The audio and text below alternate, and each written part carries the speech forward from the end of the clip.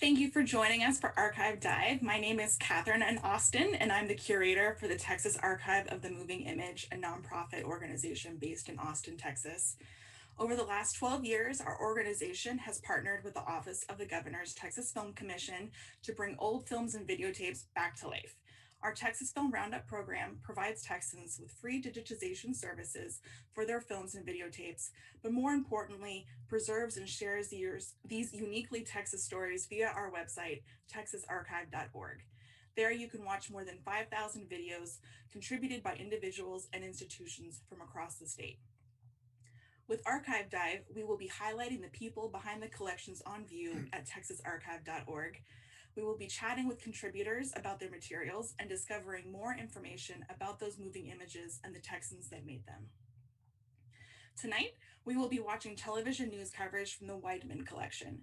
Contributor Larry Weidman grew up in Wichita Falls, where he began his 40-year career in broadcast journalism as a reporter and anchor for KAUZ TV. At KPRC TV in Houston, Larry began working more and more behind the camera as a producer and news director. In 1980, he joined NBC News, serving as the network's bureau chief in Houston, Tel Aviv, and Rome. The growing Larry Weidman collection at the Texas Archive of the Moving Image captures the breadth and depth of his broadcasting career, with news segments spanning more than 3 decades and reporting from multiple continents. We are talking to Larry via Zoom. Good evening, Larry. Hi there. How are you, Catherine? Pretty good. Was that an accurate overview of your career in news production? It was. There's a lot to fit in there. Now, Larry, you have acted as an archivist of sorts yourself, maintaining a personal collection of your life's work. What can you tell us about the materials you shared with TAMI through the Film Roundup? Well, I started holding on to things back in the days when it was hard to do it, because one of the videos we'll see in a little bit is a videotape that was recorded at KAUZ on 2-inch tape, which I couldn't play. And I just kept the reels in a footlocker for years and hauled them around until I was able to get them put onto a digital media. But I basically just through, once we started having portable videotape units like Beta and U-matic, I could keep the cassettes and I'd keep them in the closet and in boxes, and we've just got boxes and boxes of them. I started going through them when I heard about TAMI, and it just seemed like a perfect place to try to put some of this stuff. At the time, KPRC in Houston donated their archives to TAMI. I thought, well, if their material is there, they won't complain about my putting some of the copies of stuff that I have in the archive. And that worked out well, because I had some stuff that's, I'm sure, in the archives from KPRC, but may not be readily accessible. That's very true. There's so much KPRC material for us to go to. But we're going to start this evening's program with your latest contribution to the archive, which are news segments about the 1990 Texas gubernatorial race between Ann Richards and Clayton Williams. So we can, if you wanted to introduce that at all, or we can roll a clip. I'll just say that this was for NBC News, and these were all national spots on nightly news, the Today Show, Weekend Today. And let's have a look. Yeah.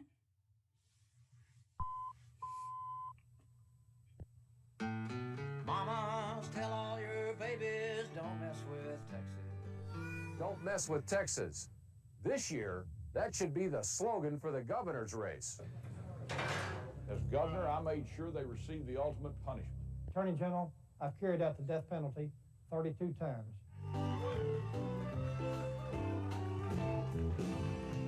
The third Democrat, Ann Richards, has never boasted about executing anyone. So it's not surprising that she won the endorsement of the only newspaper on death row. Poor George. Richards became nationally famous by bashing George Bush in the keynote speech to the last Democratic National Convention.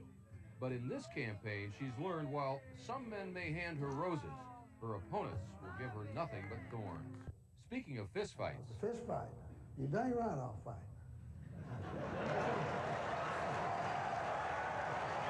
The Republican frontrunner is Clayton Williams, a beer-drinking, fist-fighting cowboy from West Texas. My dream is to bring Texas back to greatness like it has been most of my life. He plans to do that by doubling the number of prisons, executing drug dealers, and sending drug users to boot camps. Military discipline, drug counseling, and I'll introduce them to the joys of busting rocks. Nobody doubts it. Williams loves to tell the story about the time he had a fight with a former employee who had a drinking problem. And he continued to come back around our offices, harassing my employees. He came in the office one day, and I decked him. And I'd do it again.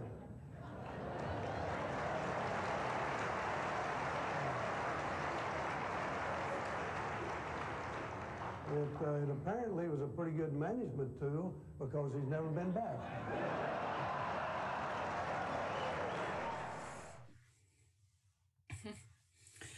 Now, I'm sure you've covered plenty of elections in your tenure. What made this 1990 race so special? I think the fact that Clayton Williams was such an authentic Texas character, the shows in New York were just fascinated with him. Ann Richards, who eventually won the Democratic primary against Mark White, the former governor, and Mad Dog Maddox, the sitting attorney general, was a pretty impressive national character too, on the basis of that speech to the Democratic convention in '88. The reel of spots that are in TAMI now include many stories all the way through to the general election, and also a few spots of the 1994 election between Ann Richards and George W. Bush. And one of the things in those spots are some sound bites from a couple of guys named Mark McKinnon and Karl Rove. I don't know it for a fact, but I suspect that those were among the first, if not the first, national appearances by McKinnon and Rove, and we see them quite a bit these days. True. Now, you also said that you had some other spots, but they were cut on the road, and so they didn't make it into the NBC News archive. Not in our archive in Dallas, because the Victory Night celebrations, for instance, we cut at the hotels, and those tapes, for some reason, those stories were fed into New York, and the actual cut story reels didn't show up in the archive. I should mention that I actually retrieved these spots from the Bureau in Dallas after I retired, because a friend of mine named Jan Reed, a writer at Texas Monthly and novelist, was researching a biography on Ann Richards. And we had talked, and he thought he'd be interested in seeing these spots. And so I collected them, and he eventually finished his book, Let the People In, which was well received and won some awards. And fortunately, because of that, I have the tapes and was able to send them over to you guys. Yeah, and I think people, if they check in and look at the entire reel of those spots, they'll find them well, entertaining, but also pretty interesting. Looking back at a campaign where the candidates were quite accessible, quite open, not handled at all, and watch the flow of the campaign all the way to November, because it took some twists and turns. Yeah, the back and forth seemed pretty feisty. But in our next clip, we're going to be going back to the very beginning of your career, when you were an anchor at KAUZ in Wichita Falls. Let's roll that clip.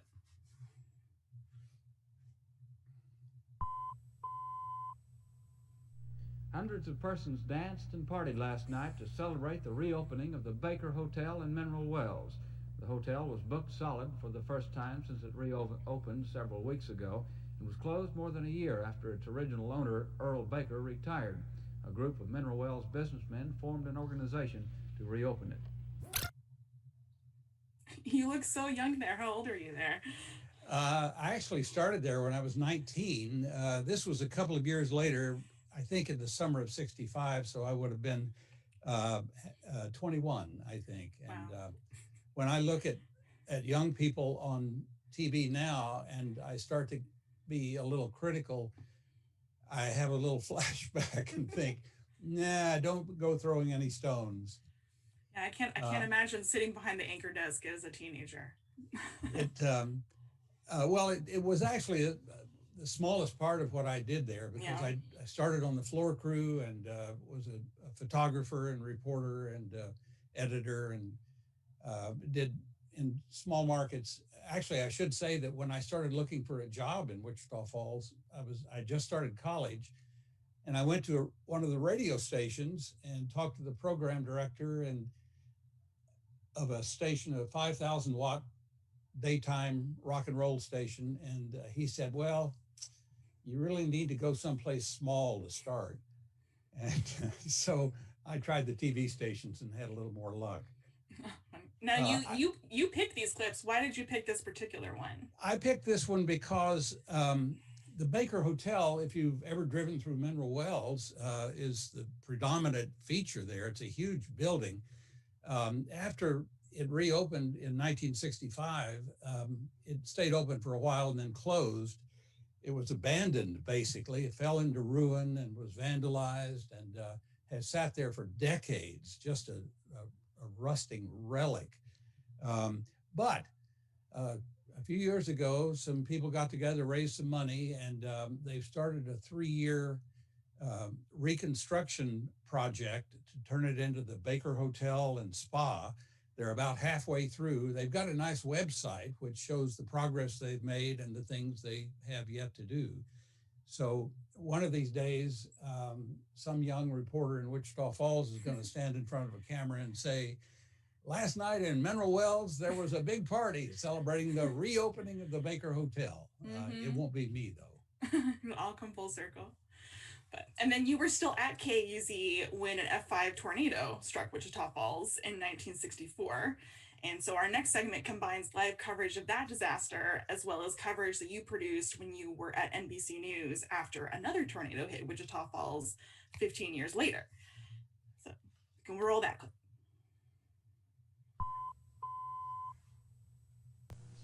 Today is Friday, a day of shock to our senses, our moral fiber, and to our very beings. It began simply enough. 5 bells on our direct wire from the United States Weather Bureau. The time, 11 a.m., April 3rd, 1964. The newsman on duty on receipt of the severe weather alert moves into instant action. He turns the alert over to the announcer on duty. He, in turn, immediately breaks into the program in progress.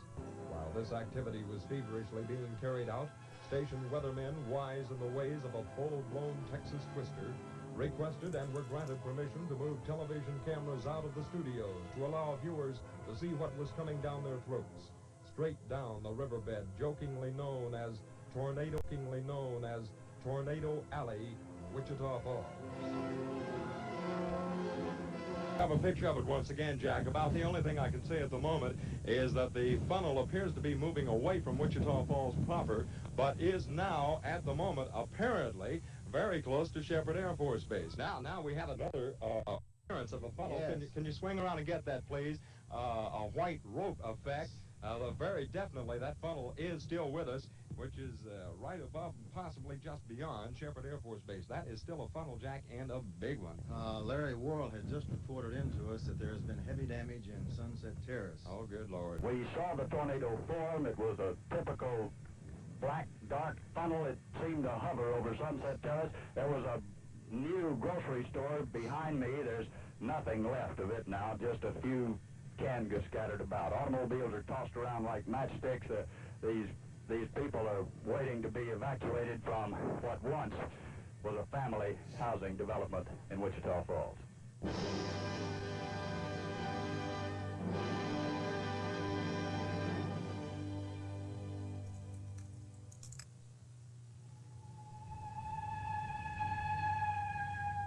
And then it was over. Black Friday had come and gone. The president had declared Wichita Falls a federal disaster area, and help was on the way. 3 funnel clouds combined to form one huge tornado that blasted its way across the southern portion of Wichita Falls. Some people said the funnel was a quarter of a mile across. There was warning. Many people heard the TV and radio alerts, and emergency sirens were sounded. But no one was really ready for the storm that hit Wichita Falls. Hundreds of casualties were dumped on hospitals already jammed with the injured from a tornado that happened about 2 hours earlier in Vernon, 50 miles west of Wichita Falls. Dawn came, and the police began to allow residents back into the damaged areas. Authorities still are not sure how many victims the storm will eventually claim. They've searched all day for more victims, under tons of rubble in a plush shopping mall, and in the hundreds of cars that were demolished by the wind. They didn't find anyone in this car, but they kept looking. The people who survived made their own searches for anything they could salvage from houses, apartments, and mobile homes. And they talked about what it was like to survive the storm. We watched it for a while. It got closer and closer, and then we decided it was time to go somewhere, so we went into the closet with pillows over our heads and prayed a lot. Sort of like after World War II and the Berlin Blitz, if you saw some of the scenes there, right, that's what this looks like. They rebuilt, and we can rebuild too. That'll just take time. Wow. I feel like especially after last week and our winter storm of last week, the disaster footage has really hit me differently. For no other reason than just showing how you have the news producers reporting on a crisis while they're still themselves in this crisis, that it's affecting them too.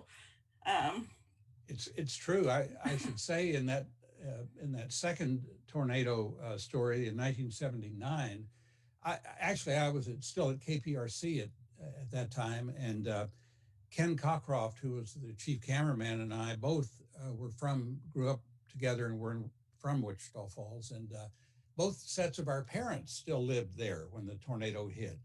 So we quickly decided to jump in his news car and drive all night up to Wichita Falls to cover the story, and also to check on our parents. And mine were fine and his were fine. And we spent all night, the rest of the night, covering the storm, the aftermath. And then the next day we shot in the morning, then took the tape to Fort Worth, to the NBC station there, to edit the story and feed it out and feed it back to Houston.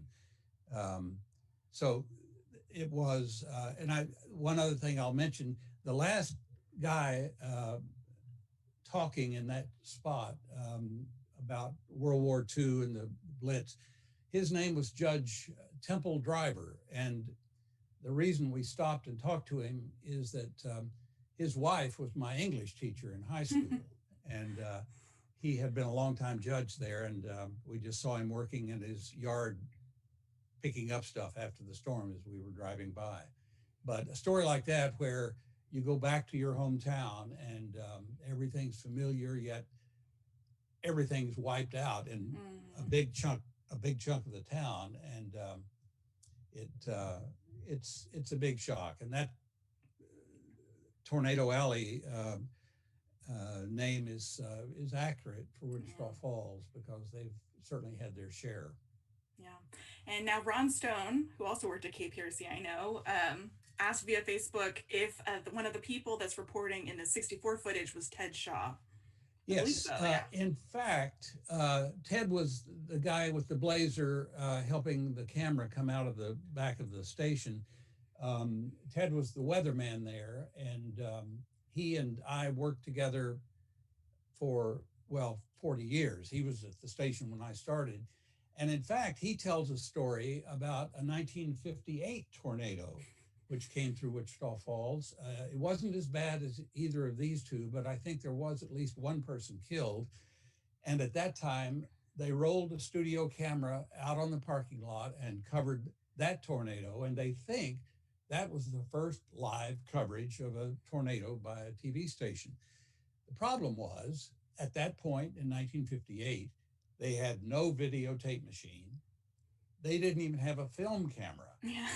They took some Polaroid pictures, but that was all they had. And things had improved somewhat by 1964. Mm-hmm. But that was Ted, and he is known to a lot of viewers in Wichita Falls, Wichita Falls, and in Houston, where he worked at KPRC for decades. Oh, really? Okay. Well, speaking of Houston, you moved to Houston from Wichita Falls, and then you got to experience a new kind of natural disaster, which are hurricanes. And so our next segment features KPRC and NBC News coverage of Hurricane Alicia, which ravaged Galveston, Houston in August of 1983. So we can roll that clip.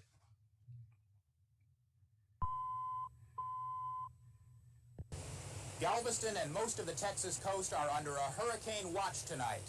Late this afternoon, Alicia was 225 miles southeast of Galveston. It's moving slowly, but that is not good news. Things have become much worse as Alicia bears down on Galveston Island. Reconnaissance planes from the National Hurricane Center now time her sustained winds at 104 miles an hour, with gusts even stronger. Texas Governor Mark White has declared a state of emergency, but in Galveston, that may not matter. It's expected that by late tonight, the last route on or off of the island will be closed.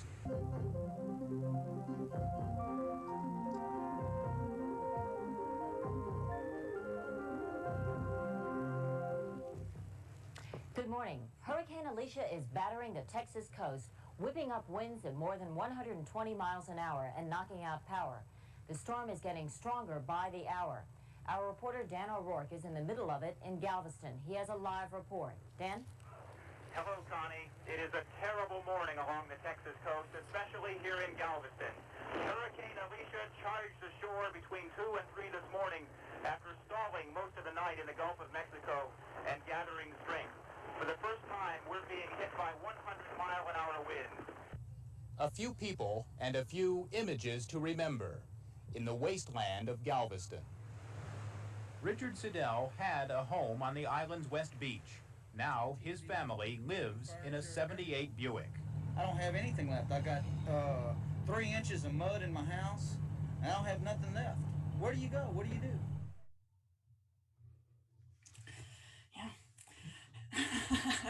Been through plenty of tropical storms and hurricanes myself growing up in Houston. So yeah, by the way, that was Dan O'Rourke, who was at that time a reporter and anchor for KPRC, and one of the most gifted writers that I've known. We worked together for a couple of years before I left KPRC. That reel of Hurricane Alicia was not the biggest hurricane to hit Galveston and Houston, not the worst. But when you mentioned my having been a sort of unofficial archivist, I think that's true, because during that hurricane, I was in the bureau, the NBC News bureau in Houston, which was right next door to KPRC, and we were wired together. So I was able to record in the bureau all of the stories that the KPRC reporters were doing, as well as the NBC reporters, and the stories the KPRC reporters were doing for NBC, which we did all the time. I saved those stories, and after things quieted down, I went through and put them all together chronologically and built a reel of, I think it's probably an hour or so of Hurricane Alicia. It's not a documentary. It's more a diary of individual standalone spots describing one point in the hurricane's development, arrival, and aftermath. And I think it's really a very interesting half hour or 45 minutes to spend watching, because you really see what the people involved were seeing at the time without a lot of, there's no editorial input in terms of rearranging things and having to fit a theme all the way through. It's just the raw news stories of Hurricane Alicia. Yeah, we see Dan O'Rourke in his little Macintosh about to be blown away, trying to talk to Connie Chung. But how does covering a natural disaster like a hurricane differ from other kinds of breaking news? Because well, the main problem is you've got to assess several things. Number one, safety of everybody, especially if you're working with a crew, cameraman, sound man, maybe a satellite truck, reporter, a producer. You need to do some preparation before you go in, because you need gear to wear. You need some sort of supplies, because as we found out last week, maybe there won't be electricity. Right. Almost certainly there won't be electricity, and that means there won't be ice. There won't be food, refrigerated food. It's possible there won't be water, as we saw last week. You got to take all that into consideration, and then you've got to find locations where it's safe to work, but yet you still have access to the kind of pictures you need. There was a guy named Reuben Frank, who was a longtime NBC News employee. He was president of the network, of the news division twice. And he used to say the problem with covering weather is you can't get the pictures out. But he was working in a day when you didn't have to, you could do it with a cell phone basically now. Right. And that's the other thing. You've got to, in addition to making sure everybody's safe, that you're in a position to make pictures and interview people, you have to have a way to get the story out. In my day, it was mostly satellite trucks and microwave vans. And now they're able to do it with bonded cellular backpack video units and even cell phones, as I say.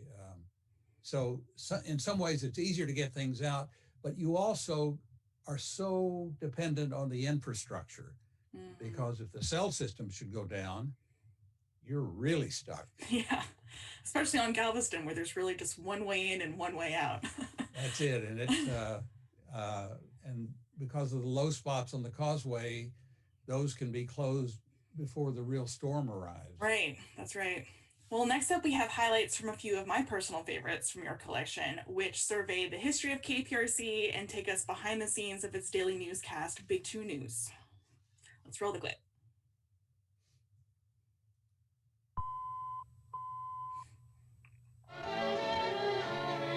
The year is 1949. Harry Truman is president, and crowds are gathering in front of store windows all over the country trying to catch a glimpse of those dim and fuzzy pictures called television. For a while, the novelty makes almost anything entertaining, and that's good because there are very few stations. Only one in South Texas. Only Channel 2. A steel Quonset hut in a horse pasture on the southwest side of town is the first Houston television studio, but it's an arrangement that doesn't last long. Ladies and gentlemen, we are experiencing technical difficulties. The fault does not lie with your sets. Please stand by. Holy, Houston's great store presents Ray Miller and Final Edition News. And the news tonight includes the launching of a new Houston city government. In a music hall ceremony today. In 1961, Carla blows in from the Gulf of Mexico, spreading death and disaster along the Texas coast. And television comes of age as a public service with round-the-clock coverage and warnings, credited with saving countless lives. The old Quonset hut where it all started has fallen into ruin. It's a storage barn now, and its parking lot is again a pasture. The following program is brought to you in living color on NBC. Election night 1968, just about the most suspenseful show in television history. The KPRC news staff, supported by almost the entire station personnel roster, joins Chet Huntley, David Brinkley, and NBC to report every development in the seesaw battle for the nation's top job. Like Mr. Nixon, KPRC TV has come a long way in the last 20 years. Our signal is transmitted now from the top of a 1,500-foot tower, one of the world's tallest. And the signal reaches more than 2 million Texans. Election night, November 1974, and the debut of the Big 2 Instant News Camera. Viewers went with me to the county judge's home for an intimate conversation about his upset in the election. It was the only real news of election night, and we showed it to you live, not with delayed news film.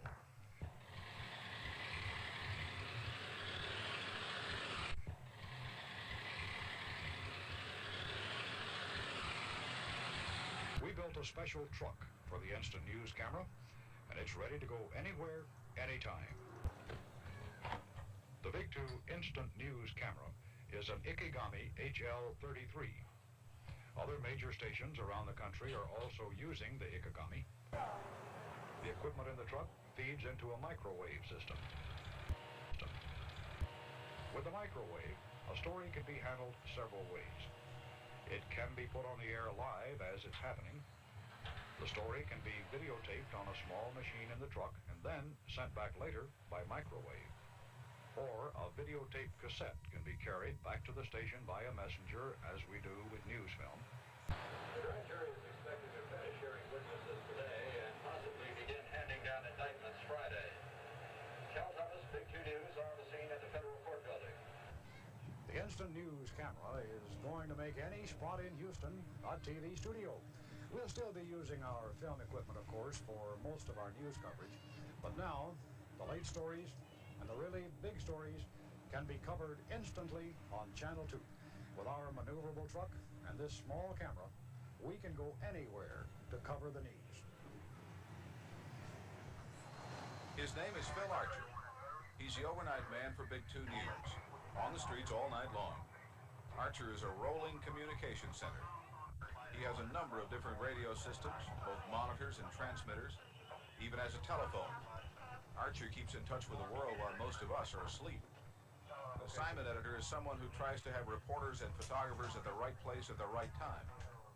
By 10 o'clock in the morning, as many as 12 camera crews are on the street. You know that news van you see on the air every night driving down the freeway? The one with the funny yellow-looking things up on top of it? Those are television microwave antennas, and they enable us to speed the story from the scene back to the station.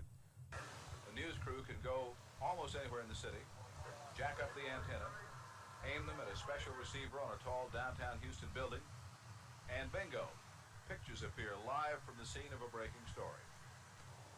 Now, with reporters and camera crews all over the state and all over the city doing their stories and sending them in here at the same time, you might think it gets a little confusing.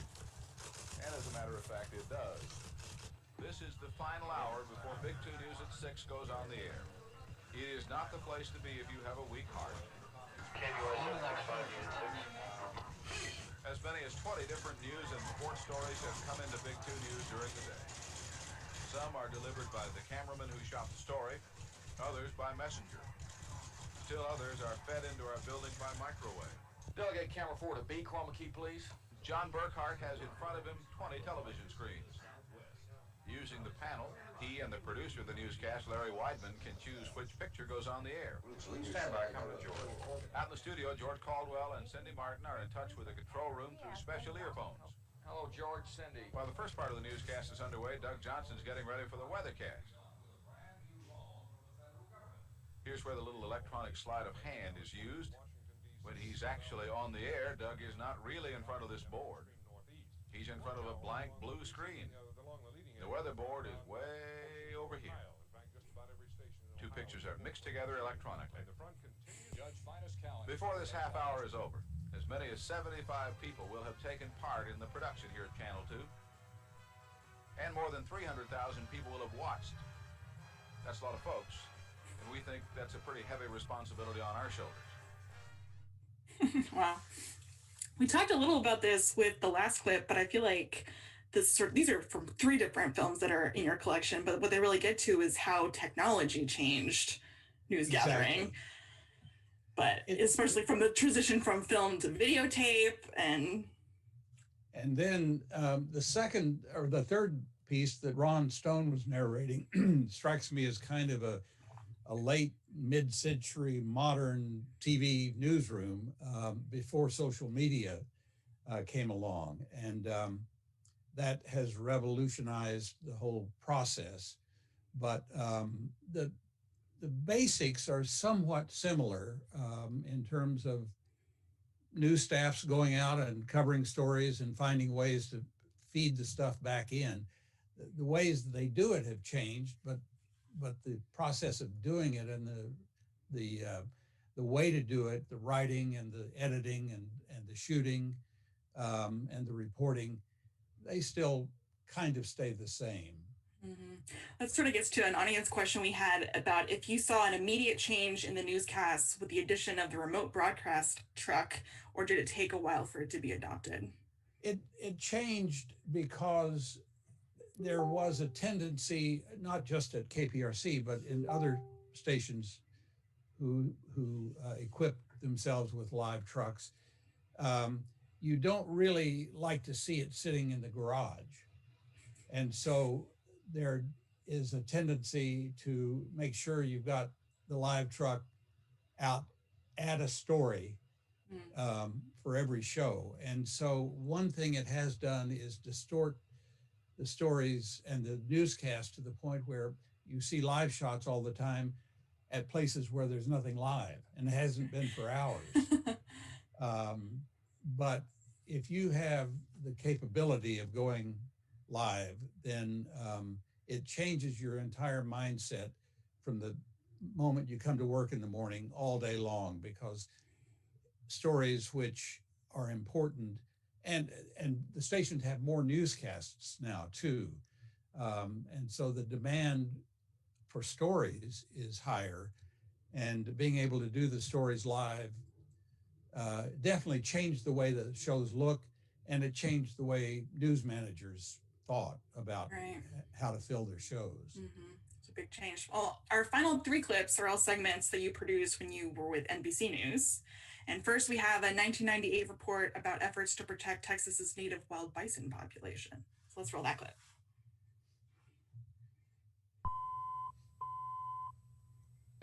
On the edge of a remote canyon in the Texas Panhandle, something is stirring that hasn't thrived here in more than a century. A small group of wild bison, all that's left of a herd that once thronged these plains, has been gathered in an attempt to rekindle Texas history and the West that was. These are what you'd call pure wild animal. They've never been contained in a set of pens. They've never come up to a fence they couldn't go through or go over. And so we're dealing with strictly nothing but wild animals. The project is the brainchild of Roy Welch, a Texas wildlife biologist who's trying to save the animal from extinction. What makes this herd unique is that they're the last representatives of the Southern Plains bison. The last remnant of a herd whose genetic makeup hasn't changed in 12,000 years, but now is struggling to survive. So Texas Parks Rangers have tracked them down, subdued them with powerful tranquilizers, and tested their DNA. The true purebreds were tied, branded, and transported to their new home at Caprock Canyon State Park, where in semi-captivity, biologists are trying to safeguard the next generation. The hope is this small herd of just over 24 bison will eventually grow and multiply, but it can never match the multitudes of animals which, over a century ago, outnumbered the people on this plain 1,000,000 to 1. The Southern Plains bison would be no more than a relic in this museum had it not been for a rancher of the time named Charles Goodnight. He saved a few from the hunter's rifle by corralling them on his ranch. Their direct descendants are the seed group of today. We would like to bring this particular genetic strain of buffalo or bison back into the forefront, where we can scatter them out across the state of Texas, because it's not just a state, but it's a national treasure as far as we're concerned. Seems like a different setting from the stories that you were used to doing. And it's a different process. This one is unusual for me in that this story was produced, researched, put together by a producer in New York who flew to Texas, and I parachuted in, what we called it, to do an interview and a stand-up. And then he took everything back to New York, wrote the story, sent me the script. I recorded the narration, sent it back to New York, and they edited it up there. And there's a lot more in the story. This is just a bit of it. It's a very interesting story that includes all of the business with the Native Americans and what the killing off of the buffalo meant. And I also checked just today, and the herd is now up. It was 24 then, 20 years ago, and now it's up to 250. Oh, wow. And they're now roaming free on a 15,000 acre section of land at the state park there. And so it's a success story. Yeah. And they have thousands of visitors who get to come every year and see the bison in kind of their native habitat. Well, next we have a 1986 segment about a remarkable discovery in the Sea of Galilee. Let's roll that clip.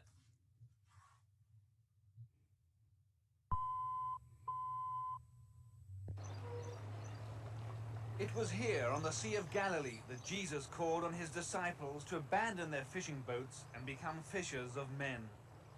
Now archaeologists have been amazed to discover a boat from Jesus' era, almost intact, buried under 2,000 years of mud. The first ancient wreck in the Sea of Galilee, which is holy to a lot of people in the world, it's really something fantastic. Because of a drought, the Sea of Galilee has rarely been so low. While out strolling, two men noticed wood sticking out of the mud. Israel's archaeologists began digging. And the guessing began. Did the boat belong to one of Jesus' disciples? Maybe Jesus himself rode in it. Tourist officials, sensing a bonanza, hoped so. Or was it shipwrecked in the Jewish revolt against the Romans? But Professor Richard Steffi from Texas seemed more realistic. Yes, I would think it's either a fishing boat or a local freighter. The condition was a surprise. It's in excellent condition. It's completely assembled. Experts scraped away the mud that had preserved the wood so long. The fragile ribs were covered in foil, fiberglass, then sprayed with plastic foam, giving a solid frame to make sure the boat's last journey to a nearby museum wouldn't destroy it.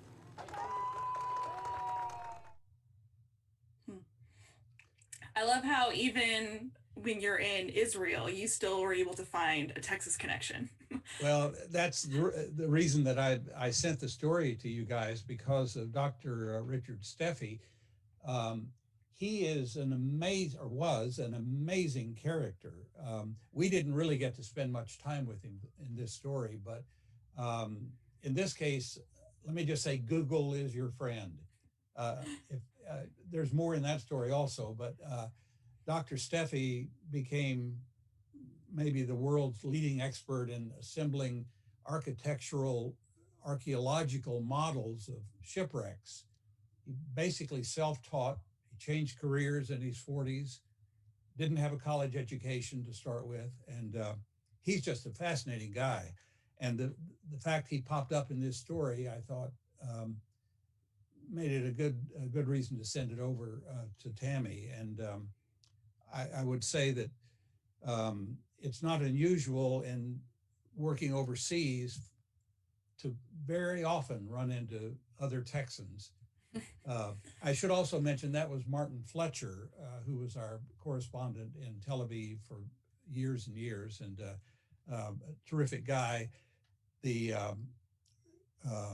One of the ongoing stories in Israel was the search for oil, because Israel was dependent on importing oil and gas. And every so often we'd wind up doing a story about that we would call holy oil.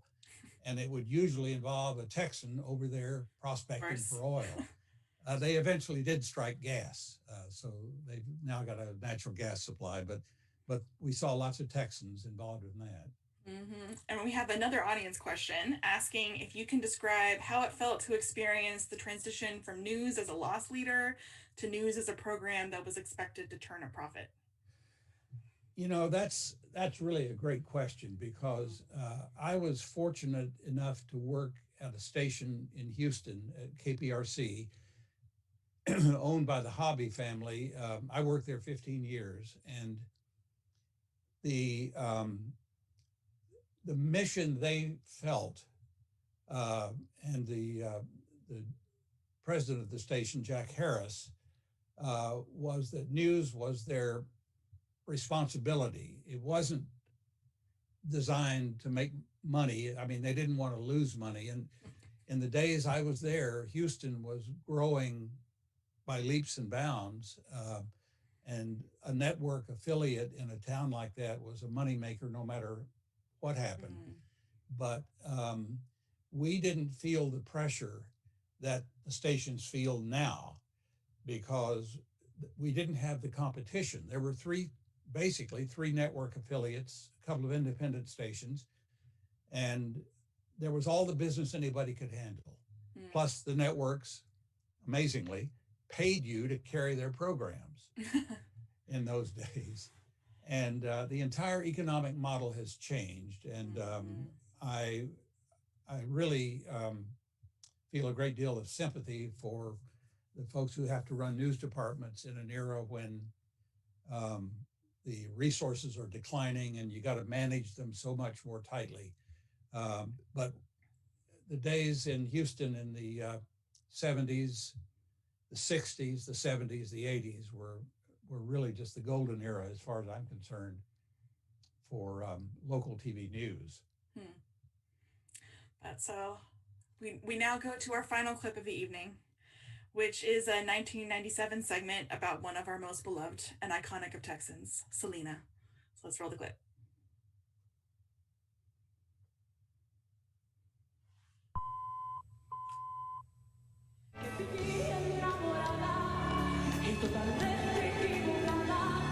She was a singer with one name, Selena.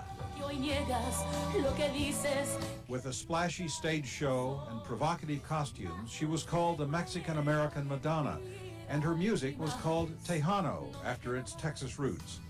At 23, she had connected with her fans. She was a real big role model to all of us, and I don't know, we all just loved her. But in this motel in Corpus Christi, Texas, 2 years ago this month, the former head of her fan club killed Selena. Her young fans across the country were devastated. It's one of those Elvis Presley things. Whenever Presley died, you know, it's a big shock to everyone. Texas has had its share of musicians die young. Janis Joplin from Port Arthur, Buddy Holly from Lubbock, but none had the strong hometown connection Selena had with Corpus Christi. Her and her music put Corpus Christi on the map. Oscar Reyna and his brother's family are among the thousands who've come to the cemetery in Corpus Christi where Selena is buried. We had talked about making it a point to come to see her grave and to go visit the area where she did live. Before her funeral, 20,000 people filed past her coffin in the convention center. Now it's been renamed for Selena, and a memorial to her is being built on the city's bayfront. And camera. But the most impressive monument to Selena goes on display tomorrow, a $23 million Hollywood production of her life story, a movie called Selena. Jennifer Lopez is the star. We've made a good film, and it's a loving tribute to her life, and I just hope that the fans enjoy it. You will be able to attend that exclusive screening of Selena, the movie, at today 6 as a special guest of KSAB, the Hot 99.9. Disc jockey Pete Vasquez plays her music in her hometown. This is a movie about a little girl who had dreams and goals. She wanted the whole world to dance to her music. Those dreams included moving her career into mainstream popular music. Her first English language album, released just after her death, broke records. Because the movie is being marketed to a wide audience, it's also an important step for Latino filmmakers. Edward James Olmos plays Selena's driven and possessive father, Abraham. Latino-themed films have not had an open forum. This film will open the door and keep it wide open. And it took a Latina to make the door swing wide open. And I think that all of the Latinos in America should be very happy that the film was made. 166.68. At Selena's boutique in Corpus Christi, business is good and likely to get better as the movie and her music finally reach the crossover audience she didn't live to see. Larry Weidman, NBC News, Corpus Christi, Texas.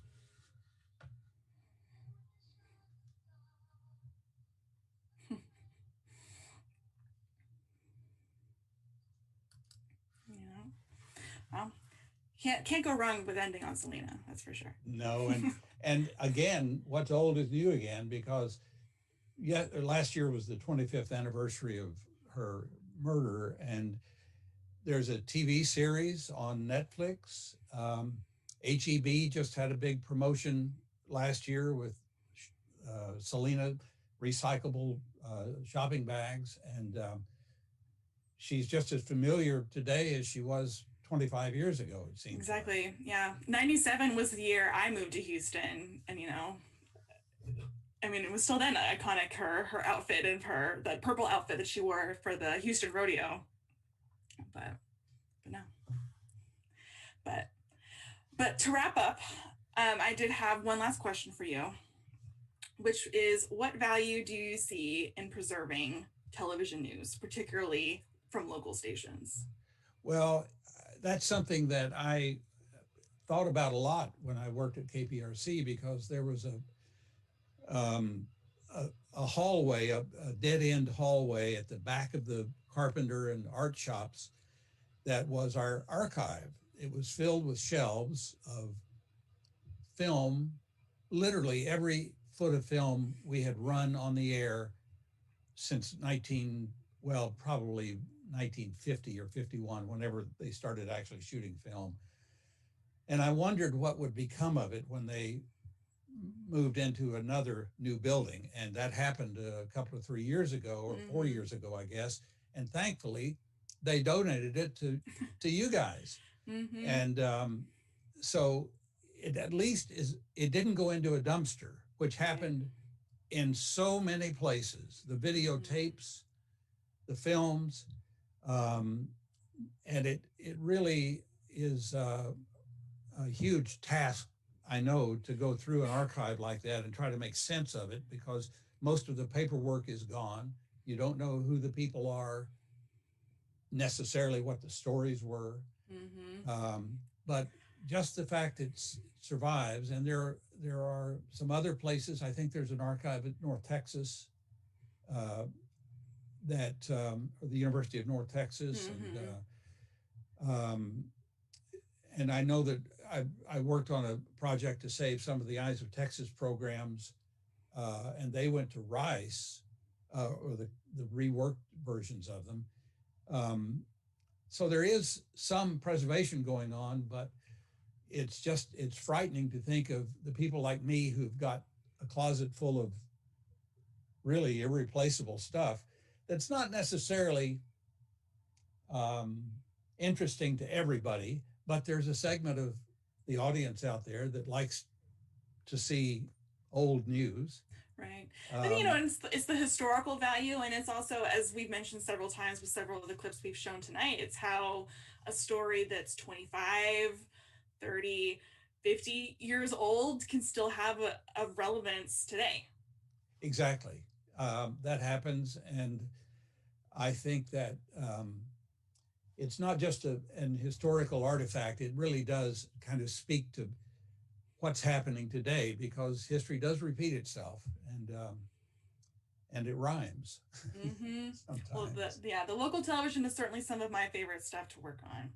So I'm so glad that you shared your collection with us, and we are really privileged that you have shared your collection not only with us, but with people across the state and the world as part of the Film Roundup program. And we're doubly privileged that you took the time to talk about a few of your materials with us tonight. So thank you, Larry. Thank you, and I hope people will go and have a look at the full pieces. Yeah. There's a lot of interesting stuff there. I know we didn't even get to everything in your collection, and who knows what else you'll share in the future. And I will say to the audience that if you enjoyed learning about these films, please consider sending us a tip. We take donations via texasarchive.org/support us, or you can text Texas Archive to 44321. I believe you can even donate directly through YouTube and Facebook. But that's it for tonight, and we'll be back with another archive dive next month. Thank you, Larry. Thank you, Catherine.